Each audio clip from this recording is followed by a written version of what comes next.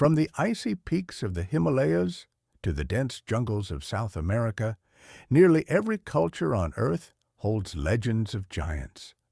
The Greeks spoke of the Titans, a race of powerful, colossal beings. In Norse mythology, the Jötnar, fierce frost giants, clashed with the gods of Asgard in tales of creation and destruction. The Aztecs believed in the Quinametsin, ancient giants who built their massive pyramids and ruled the world before the flood. Are these stories mere allegories? Or are they distorted memories of something real, something buried under the sands of time?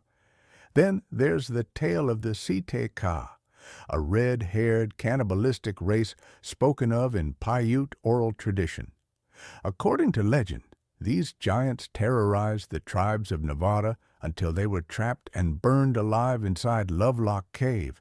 It was just a story, until early 20th century excavations in Lovelock Cave uncovered oversized human skulls, sandals fit for beings over 2 meters tall, and mummified remains with reddish hair. Who found them? Archaeologists like L. Loud and M.R. Harrington, funded by the University of California, documented over 10,000 artifacts. Yet the skulls have since disappeared from public view. If this was mythology, why are there bones? In Genesis 6:4, the Bible speaks of the Nephilim. There were giants in the earth in those days, the mighty men which were of old, men of renown. The book of Numbers tells us that the Israelites encountered a land of giants, where they felt like grasshoppers by comparison. Later, the prophet Joshua is said to have led battles against these monstrous beings. One of them, Og, king of Bashan, was so large that his bed measured over 13 feet long. In the Quran, Surah Al-Ma'idah, number 5, verse number 23, refers to a people described as exceedingly strong, who made the Israelites fearful of entering the Holy Land. Islamic scholars have long interpreted these adversaries as giants. Why do both holy books, written centuries and continents apart, agree on the existence of giants? Could it be that this isn't coincidence, but rather convergence?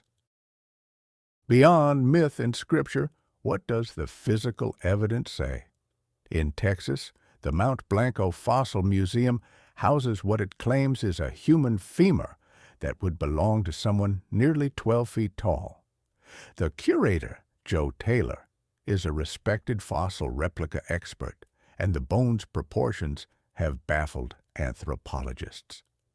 Between 1886 and 1909, newspapers across America reported dozens of discoveries of giant skeletons. One article in the Mainfield Daily Shield from 1904 claimed the unearthing of a skeleton with a skull 6 times larger than that of a typical Caucasian. Who wrote these reports? Local journalists, archaeologists, and even U.S. Army engineers. Then there are the archaeological digs led by R.A.L. Gilgamesh, which uncovered skeletons over 10 feet tall in North America, findings allegedly suppressed before they could reach academic journals. James Vieira, a dedicated researcher, has cataloged over 1,500 such newspaper articles from archives like the New York Times, pointing to a forgotten chapter of human history that once stood tall, literally. And if these bones existed, why are they now missing? Could these remains validate the baffling scale of ancient architecture, structures like Baalbek, the Great Pyramid, or even the idea of a lost civilization such as Tartaria? Whose truth have we buried? The past doesn't just speak through bones or scriptures, it echoes through the forgotten words of those who saw, who touched, who warned. In the 19th and early 20th centuries, farmers, miners, and even construction crews stumbled upon colossal skeletons buried beneath their fields. These weren't archaeologists with agendas, They were ordinary people whose testimonies often ended up in small-town gazettes or buried in personal journals. In West Virginia, 1883, workers unearthed a burial mound containing multiple skeletons, one of which measured over 9 feet tall. In Wisconsin, similar finds were reported by local citizens, quickly dismissed by academic institutions as misidentified remains. These people weren't trying to start movements or sell books. They reported what they found and were met with silence, ridicule, or retraction. Even respected institutions like the Smithsonian were accused of quietly removing and storing anomalous remains. In 1912, a letter published in a local paper alleged that giant bones found in Arizona were taken by Smithsonian representatives, never to be seen again.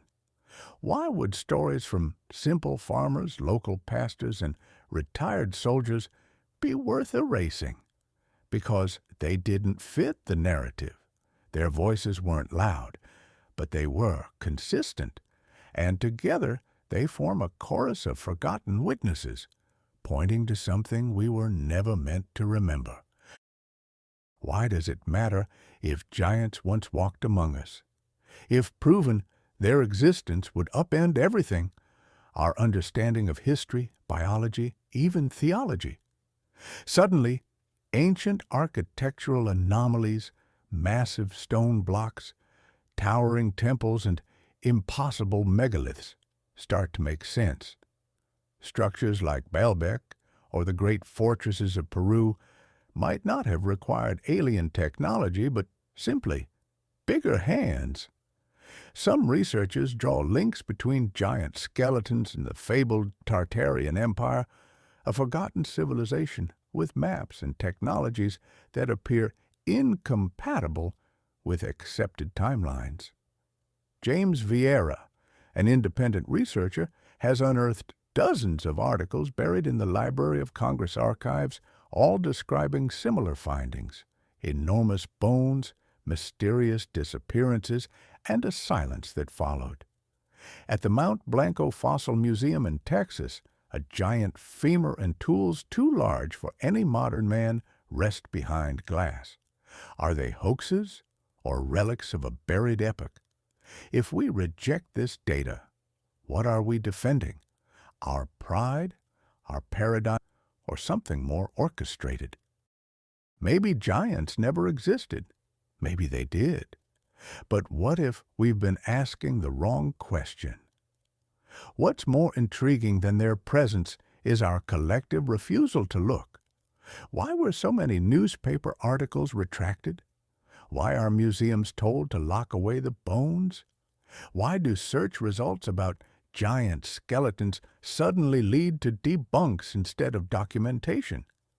Even in the Quran and the Bible, giants were not fantasy. They were part of reality. The prophet Joshua, according to both texts, battled the Anakim, described as towering, ruthless beings.